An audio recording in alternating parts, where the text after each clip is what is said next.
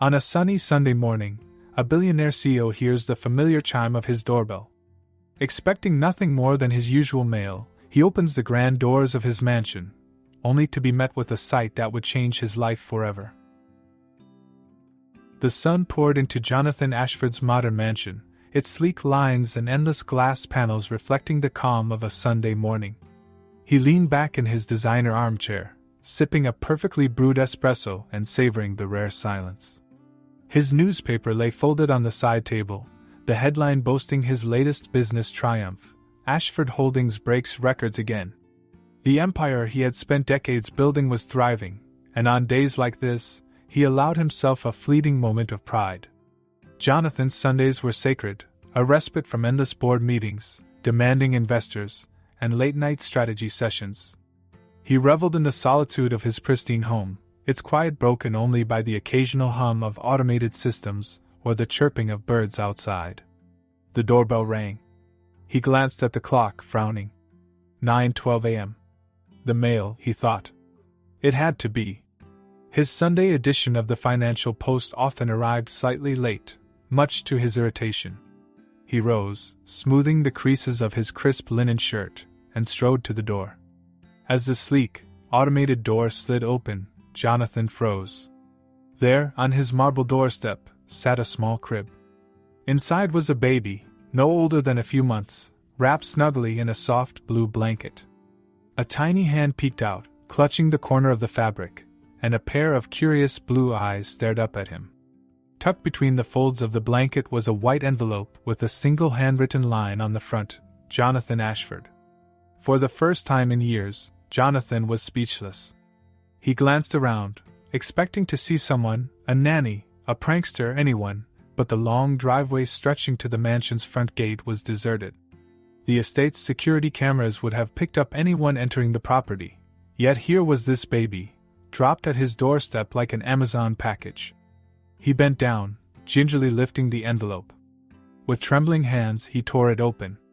The letter inside was brief, written in neat cursive: "This is your son, Michael. Take care of him." Jonathan stared at the words, his mind racing. His son? Impossible. He prided himself on his meticulousness in both business and personal affairs.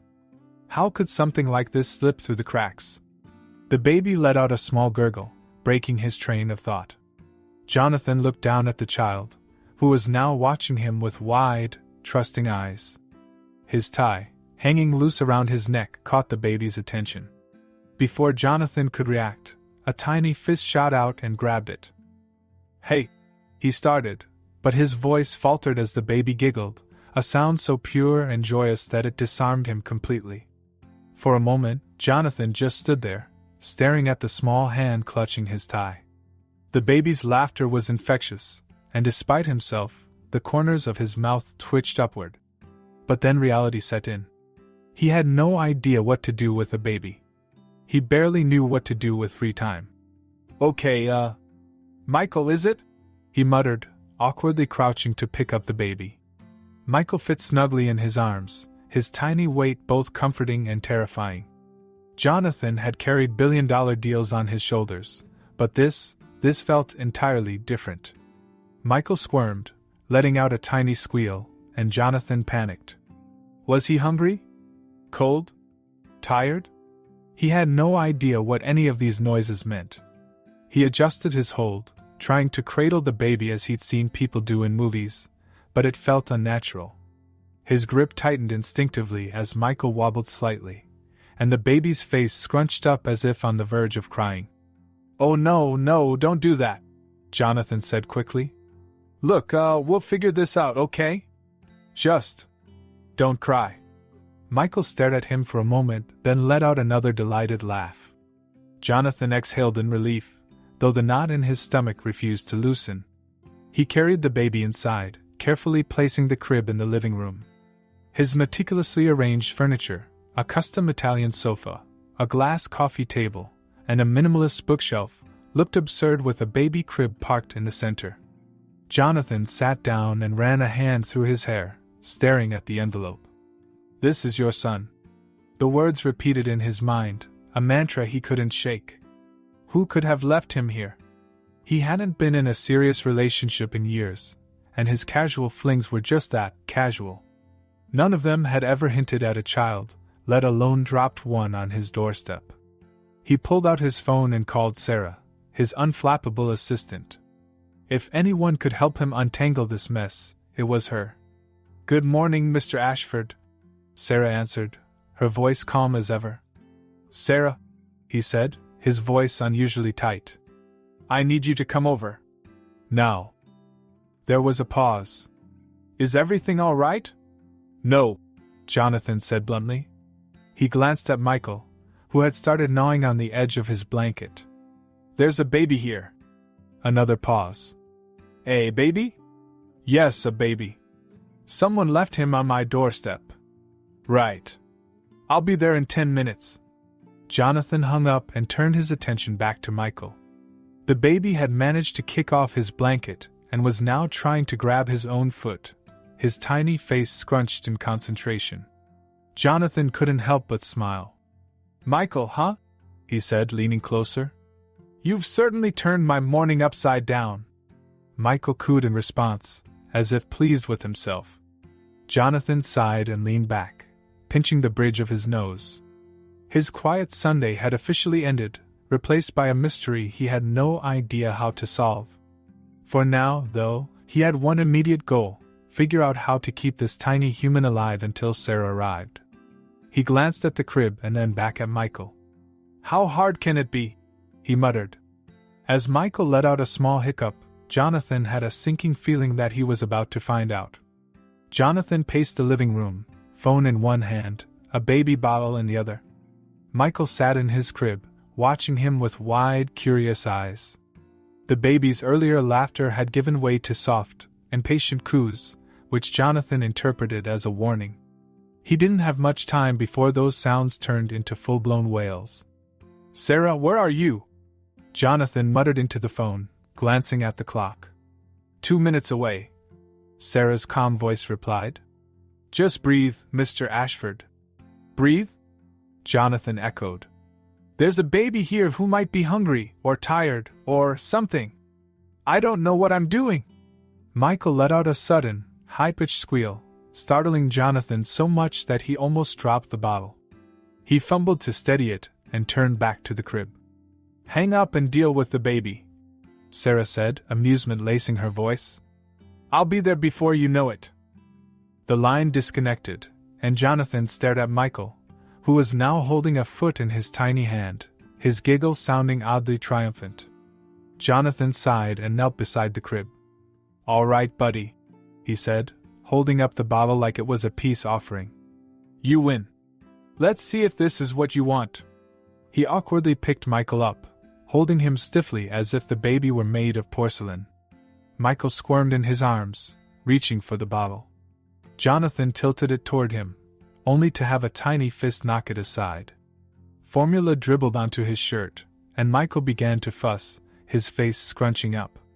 "No, don't do that," Jonathan pleaded, his voice edging toward panic. "I'll get it right, I swear." The sound of the doorbell saved him. Jonathan rushed to answer it, still holding the squirming baby. Sarah stepped in, her sharp navy pantsuit and precise ponytail making her look every bit the polished professional she was. "Oh, thank God," Jonathan said, thrusting Michael toward her like a lifeline. "Do something." Sarah raised an eyebrow but took the baby with practiced ease. "Hello to you too, Mr. Ashford." Michael immediately settled in her arms, his cries fading into soft gurgles. He reached for Sarah's ponytail, earning a small smile from her. Jonathan stared, dumbfounded. "How do you do that?" he asked, exasperated. "Years of babysitting cousins," she replied. "Now, where's his stuff?" "Stuff?" Sarah gave him a pointed look. "Diapers? Wipes? Clothes? Formula?" Jonathan hesitated. "Well, there's a bottle, but he doesn't seem to like it. And there's a blanket." Sarah sighed, balancing Michael on one hip as she surveyed the room. "Right. First things first, diaper check." Jonathan's stomach dropped. "Diaper check? You don't think he's just crying for no reason, do you?" Before Jonathan could protest, Sarah laid Michael on the couch and expertly removed the baby's diaper, revealing a mess that made Jonathan recoil in horror. "Oh no," he muttered, backing away. "Absolutely not. Grow up, Mr. Ashford," Sarah said, unfazed. She made quick work of the situation, cleaning Michael up with the efficiency of someone who'd done it 100 times before. "You're going to have to learn how to do this." Jonathan watched in disbelief. "I run a multi-billion-dollar corporation, Sarah. I don't have time for this." "Then make time," she replied, snapping the fresh diaper into place. "You're his father now. He comes first." Her words hit harder than he expected. Jonathan looked at Michael, now cooing contentedly in his clean diaper. The tiny human he barely knew had already upended his entire world, and he wasn't sure how to feel about it. The rest of the day was a whirlwind of chaos. Sarah, ever efficient, returned with bags of baby supplies, rattling off instructions while Jonathan tried, and mostly failed, to keep up. "Formula goes here," she said, pointing to the sterilized bottles on the counter. "This is the baby monitor. And these," she added, holding up a small onesie covered in cartoon dinosaurs, "are for bedtime." Jonathan squinted at the onesie. "He's going to wear that." "Yes, Mr. Ashford. Babies wear clothes." "Does it come in black?" Sarah sighed, handing him the onesie. "Try putting it on him." Jonathan hesitated but took the garment, holding it up like it might bite him.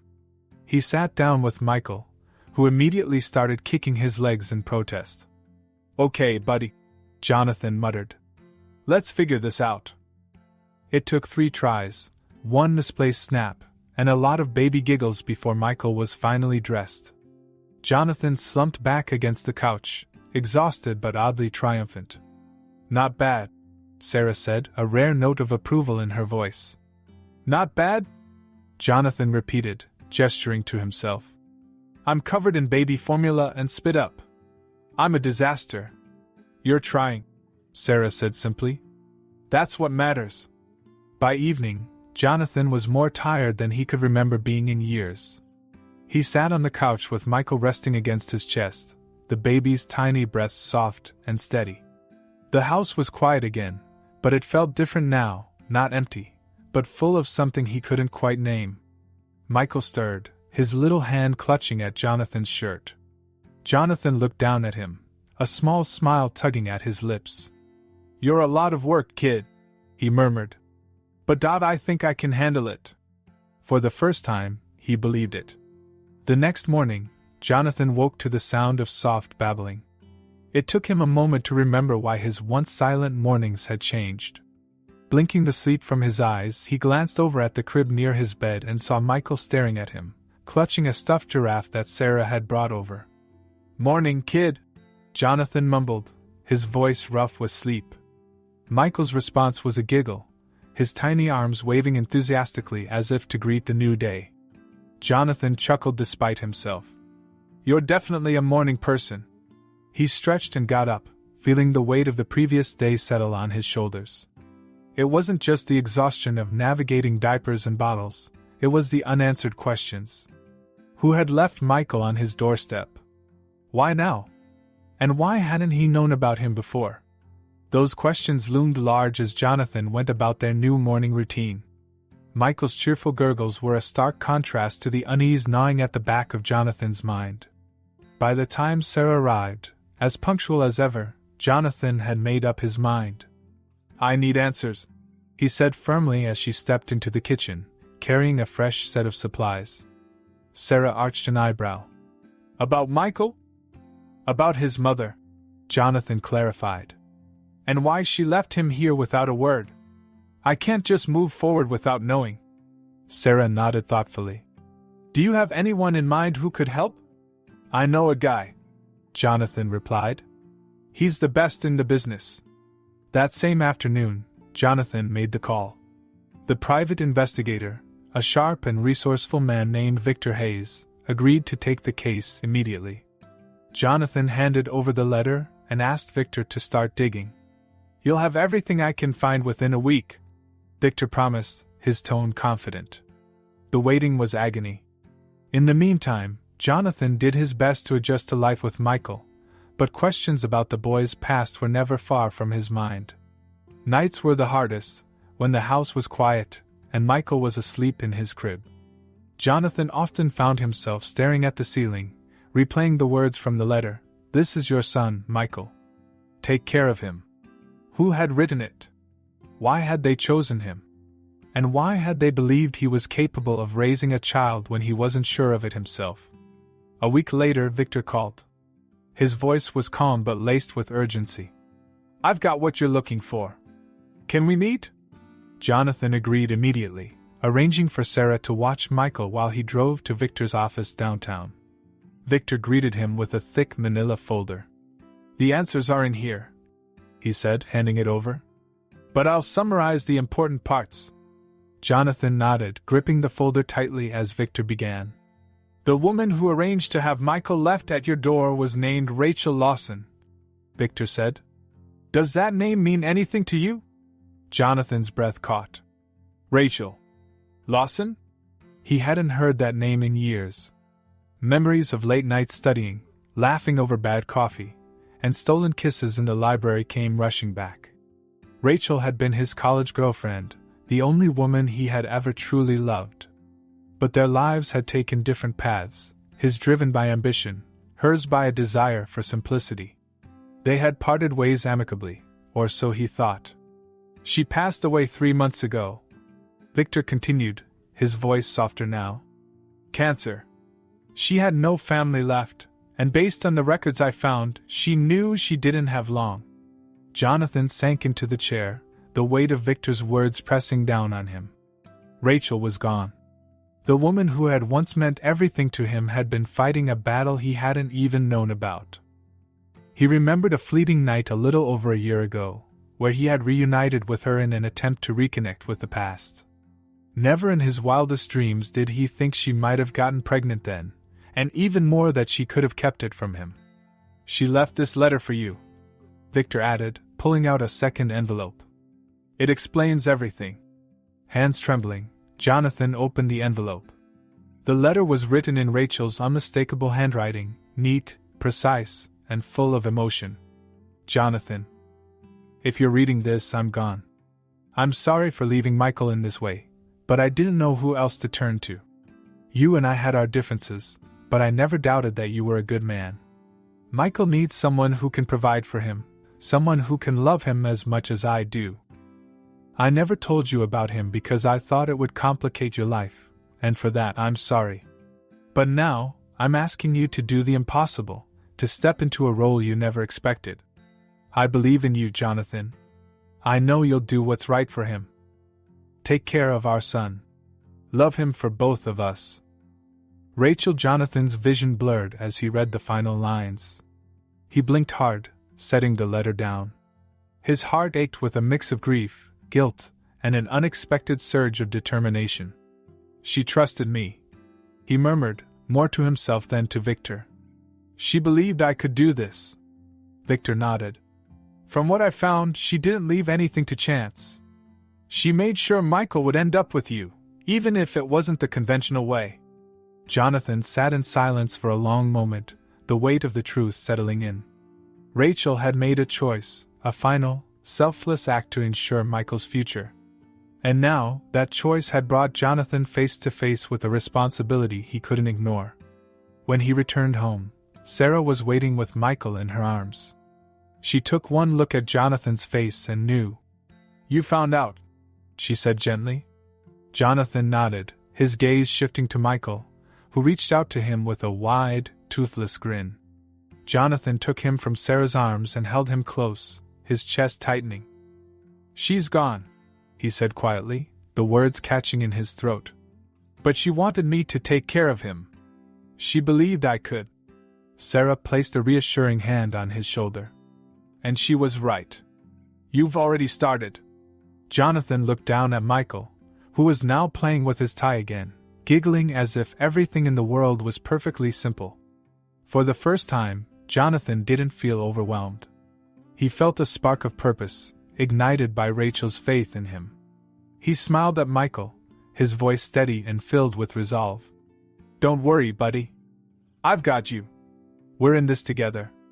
Jonathan's life had taken on a new rhythm, one that revolved around bottles, bedtime stories, and Michael's increasingly energetic babbling.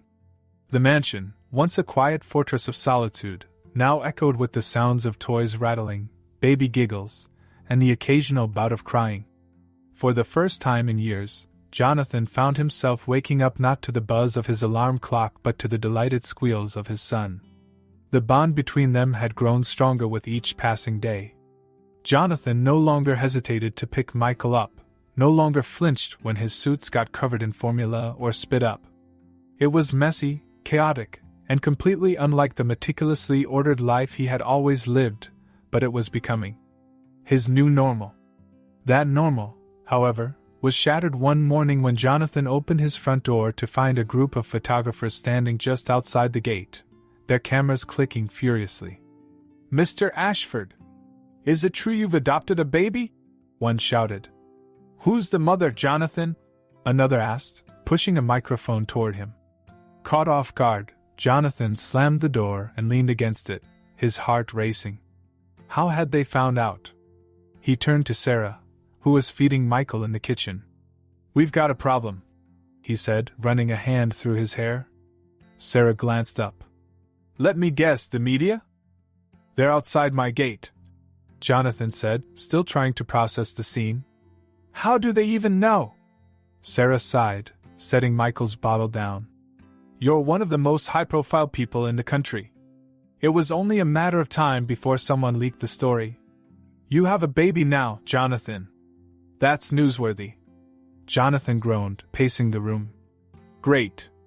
Just great. As if I didn't have enough to deal with." The paparazzi didn't leave. In fact, they multiplied. By the afternoon, drones were circling the property, and Jonathan had to instruct security to tighten measures around the estate. But the real test came when he ventured outside with Michael for a routine doctor's appointment. He had barely stepped out of the car, Michael snug in his arms, when the paparazzi descended. Cameras flashed, reporters shouted questions, and a crowd gathered to catch a glimpse of the billionaire and his son. Michael, startled by the chaos, began to cry. Jonathan shielded him, glaring at the photographers. "Back off!" he barked, his voice cutting through the commotion.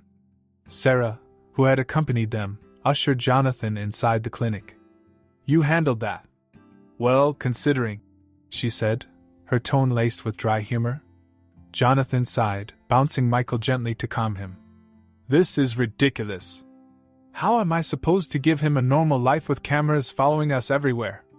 "It won't last forever," Sarah assured him. "But until then, you're going to have to learn to live with it." The media frenzy continued, but something unexpected happened. As footage of Jonathan navigating fatherhood began to circulate, public perception of him started to shift. The once infamous, workaholic CEO was now being portrayed as a man trying, however clumsily, to care for his son. Clips of Jonathan struggling to open a stroller, juggling a diaper bag and a briefcase, and calming a fussy Michael during a business meeting went viral. Social media was ablaze with comments. "He's trying so hard. You have to admire that. Who knew Jonathan Ashford had a soft side? That baby is adorable. From ruthless businessman to doting dad, this is the character arc I didn't know I needed." Even late-night talk show hosts got in on the trend, poking light-hearted fun at his less-than-graceful attempts at parenting.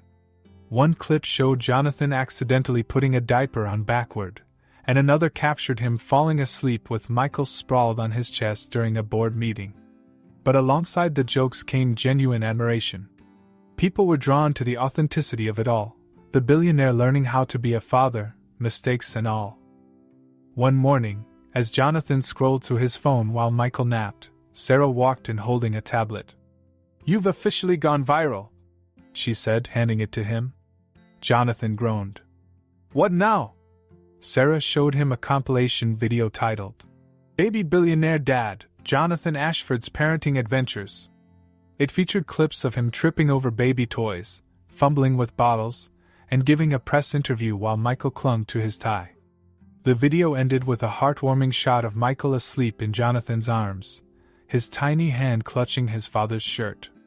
Jonathan watched in silence, torn between embarrassment and amusement. "This is what my life has become," he said, shaking his head.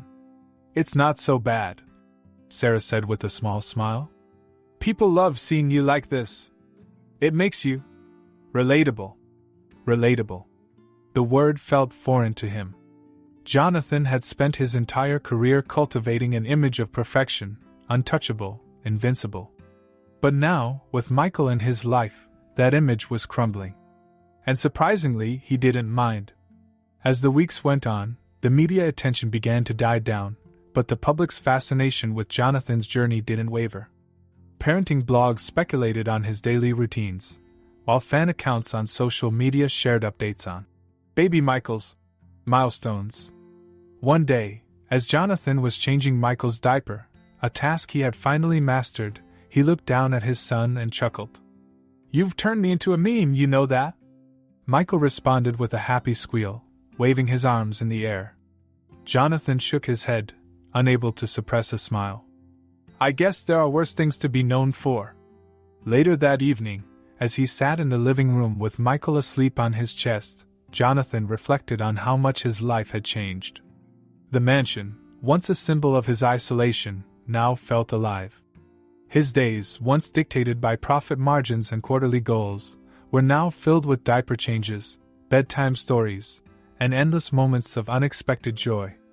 Jonathan glanced at Sarah, who was typing away on her laptop nearby. "Do you think I'm doing okay?" he asked, his voice quieter than usual. She looked up, surprised by the question. "I think you're doing more than okay," she said. "You're trying. And that's what matters."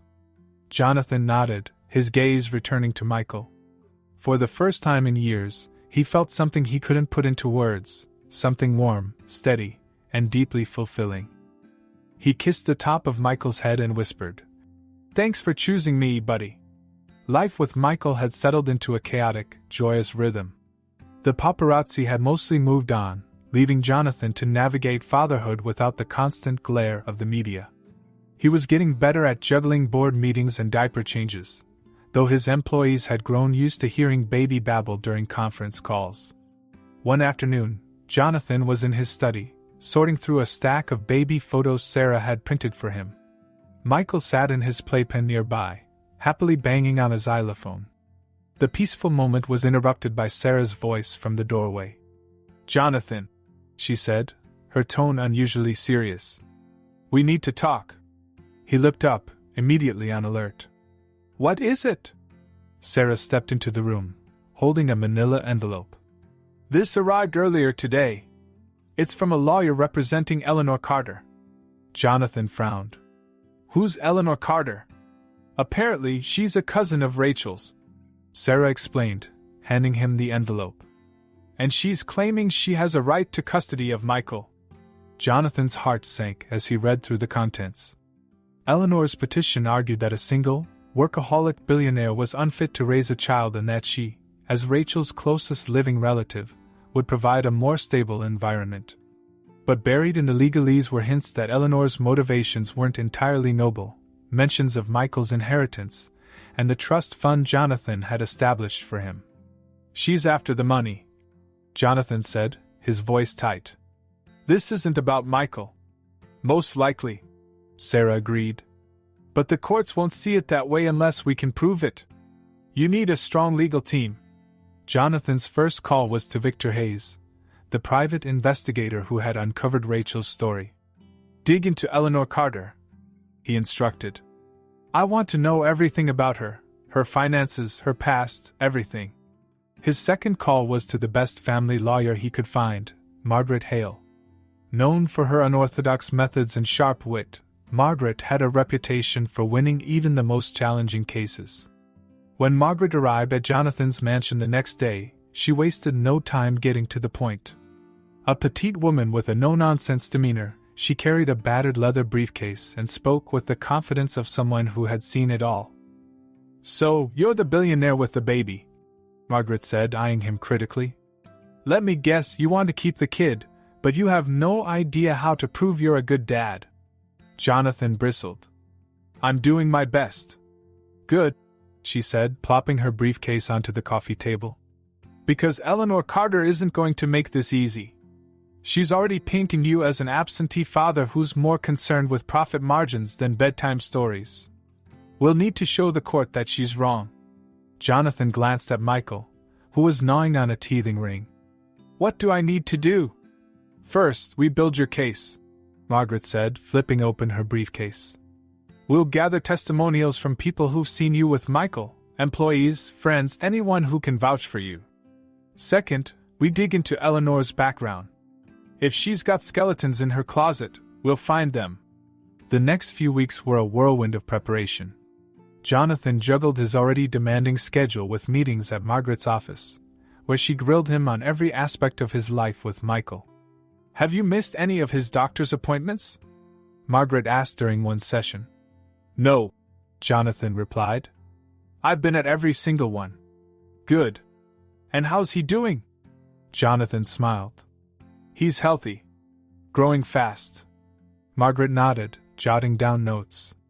That's what I like to hear. Meanwhile, Victor uncovered a trail of financial troubles in Eleanor's past. Her bank statements revealed mounting debt, and there were rumors of a failed business venture that had left her desperate for cash. Armed with this information, Margaret began crafting a strategy to undermine Eleanor's claims. When the court date finally arrived, Jonathan felt a mixture of nerves and determination.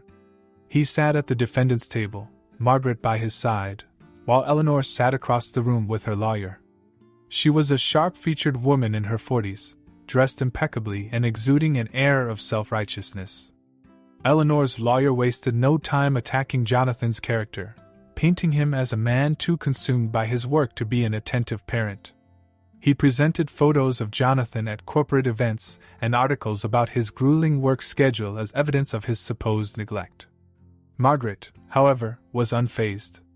When it was her turn, she countered with testimonials from Sarah, Michael's pediatrician, and even Jonathan's employees, all of whom described his dedication to his son. She also played a video compilation of Jonathan with Michael, feeding him, playing with him, and reading him bedtime stories. The footage painted a picture of a father who was learning, growing, and wholeheartedly committed. Mr. Ashford may not be perfect, Margaret said during her closing argument. But parenting isn't about perfection, it's about love, dedication, and the willingness to put your child's needs above your own. That's exactly what my client has done. The turning point came when Margaret presented the evidence of Eleanor's financial struggles. She revealed bank records showing that Eleanor had recently applied for a large loan and pointed out the timing of her custody petition, which coincided with the establishment of Michael's trust fund. Eleanor's composure cracked. Under cross-examination, she admitted that she was facing financial difficulties but insisted that her motives were purely out of love for Michael. Margaret, however, drove the point home with surgical precision, leaving no doubt about Eleanor's true intentions. When the judge finally delivered the ruling, Jonathan held his breath. The court finds that Mr. Ashford has demonstrated a genuine commitment to the well-being of his son.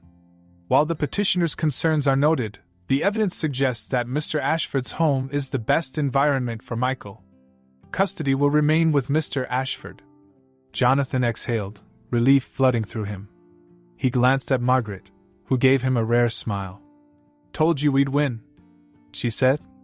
That evening, back at the mansion, Jonathan held Michael close, his heart full of gratitude. He looked at Sarah, who had been an unwavering source of support throughout the ordeal. I couldn't have done this without you, he said. You're the one who made it happen, Sarah replied. Michael's lucky to have you. Jonathan kissed the top of Michael's head, feeling a deep sense of fulfillment. The battle had been hard-fought, but it had reaffirmed what he already knew. He would do anything for his son. Together, they were unstoppable. The ruling in Jonathan's favor marked the end of the custody battle, but he knew it was just the beginning of proving he was the father Michael deserved.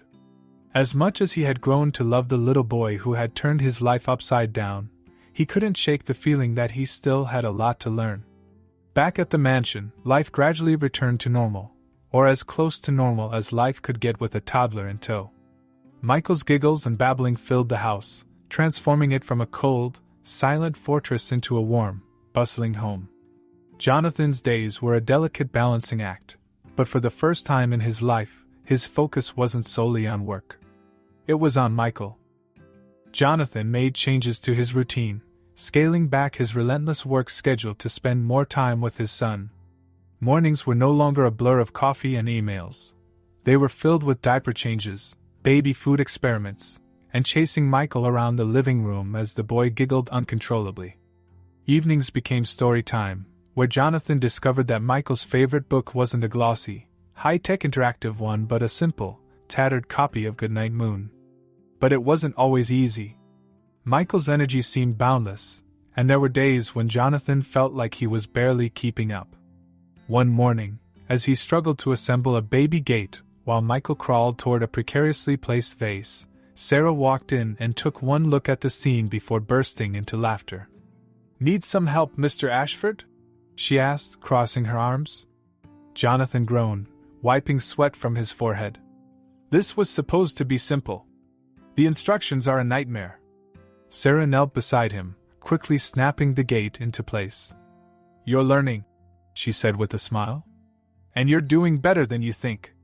Jonathan wasn't so sure, but the look in Michael's eyes every time he reached for his father, trusting, joyful, gave him the strength to keep trying. The turning point came one afternoon at the office. Jonathan had brought Michael to work, as he often did now that the boy had become something of a mascot for Ashford Holdings. Employees who once feared their CEO's sharp tongue now eagerly volunteered to babysit during meetings, and the break room was stocked with toys alongside the coffee and pastries. During a quarterly strategy session, Michael toddled into the conference room, dragging a stuffed giraffe and looking up at Jonathan with wide eyes. Jonathan paused mid-presentation, a soft smile breaking across his face. "Excuse me, everyone," he said, scooping Michael into his arms. The toddler rested his head on Jonathan's shoulder, content. "Looks like my assistant needs me." The room erupted in laughter, and for the first time, Jonathan didn't feel embarrassed. He felt proud. Later that day, Sarah approached him with an envelope. Inside were handwritten notes from his employees, thanking him for showing them that even someone as driven and successful as Jonathan could prioritize family. "You've inspired a lot of people around here," Sarah said. "Myself included." Jonathan looked at the notes, his throat tight. He had spent years believing that strength meant never showing vulnerability, but Michael had taught him otherwise. When the court scheduled a final hearing to review the custody arrangement, Jonathan knew it was his chance to show not just the judge, but himself how far he had come. The courtroom was packed that day, with Sarah, his employees, and even a few of his business rivals in attendance. Jonathan stood before the judge, Michael sitting quietly on Sarah's lap in the gallery. Clearing his throat, Jonathan began. "Your Honor, I'm not going to pretend that I'm a perfect father. I didn't grow up dreaming of parenthood, and when Michael first came into my life, I was terrified. But in these past months, he's taught me more than I ever thought possible, not just about being a parent, but about being a better person." He paused, glancing at Michael, who was watching him intently. "I used to think my success was measured by numbers, profits, deals, the size of my company. But now, I see that my real success is sitting right there in that little chair. Michael has given me purpose, joy, and a kind of love I didn't know I was capable of. He's changed my life, and I want nothing more than to be the father he deserves." As Jonathan spoke, the courtroom was silent. Even the judge seemed moved by his words. When he finished, he took a deep breath and returned to his seat, feeling both exposed and proud. After the hearing, Sarah approached him with Michael in her arms. "You did good," she said, handing the toddler over. Michael immediately reached for Jonathan, who held him close. "Thanks," he murmured, his voice thick with emotion. Over the next few days, Jonathan noticed a shift in the way people treated him, not as the cold, unreachable CEO, but as a father who was doing his best. Letters poured in from strangers who had followed his story, sharing their own parenting struggles and offering words of encouragement. One letter, written in shaky handwriting, stood out. It was from an elderly man who simply wrote, "You remind me of myself when I became a single father. It's not easy, but it's worth it. Keep going." Jonathan kept that letter in his desk drawer, pulling it out on the hard days. Because there were hard days when Michael refused to eat, or when a major deal went south, or when the exhaustion threatened to overwhelm him. But those days were always balanced by the moments of pure joy, Michael's first wobbly steps, the way he called Jonathan, Dada, with a toothy grin, the quiet evenings when they both fell asleep on the couch, wrapped in a blanket of contentment. Jonathan had built an empire, but nothing compared to the life he was building with Michael. As he tucked his son into bed one night, he whispered, "Thank you for choosing me, buddy. I'll never stop trying to make you proud." Michael stirred, his tiny hand clutching Jonathan's finger as he drifted off to sleep. And in that moment, Jonathan knew he was exactly where he was meant to be. Jonathan had just finished tucking Michael into bed, the toddler clutching his stuffed giraffe as he drifted off to sleep. The day had been long but fulfilling, and Jonathan found himself marveling at how natural this once overwhelming routine now felt. Michael had become his anchor, his reason to keep striving to be better. As he stood in the doorway of Michael's nursery, watching his son's chest rise and fall with each tiny breath, Jonathan's phone buzzed in his pocket. He stepped out, closing the door softly, and glanced at the screen. It was Margaret. "Jonathan," she said, her voice sharp. "We need to talk. I've uncovered something about Eleanor that you need to know." Jonathan sighed, running a hand through his hair. "What is it now?" "Eleanor's financial situation is worse than we thought," Margaret explained. "She's deeply in debt, and her custody claim wasn't just about Michael, it was about the trust fund. She's desperate, and she saw Michael as her way out." Jonathan's jaw tightened. "So, it was never about him. Just the money." "It looks that way," Margaret said. "But there's more. She's requested a private meeting with you." Jonathan paused, surprised. "Why?" "She claims she wants to resolve things," Margaret said. "I think you should hear her out." The next afternoon, Jonathan sat across from Eleanor in a private conference room. She was impeccably dressed, her posture stiff and defensive, but there was a flicker of vulnerability in her eyes. Margaret sat beside him, silent but watchful. "I'm not here to fight," Eleanor began, her voice wavering slightly.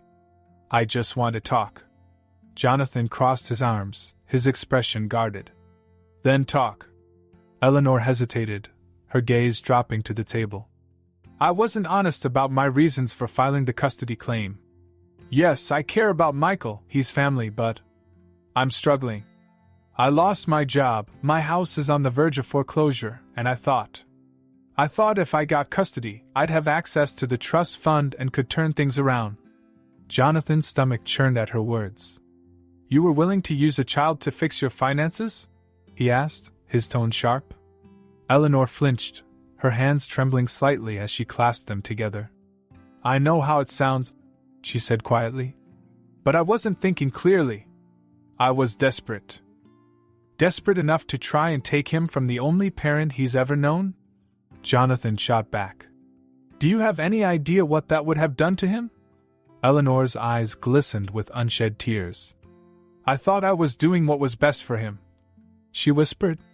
"But seeing you with him, I realize now that I was wrong." Jonathan's expression softened, though his frustration remained. "What changed?"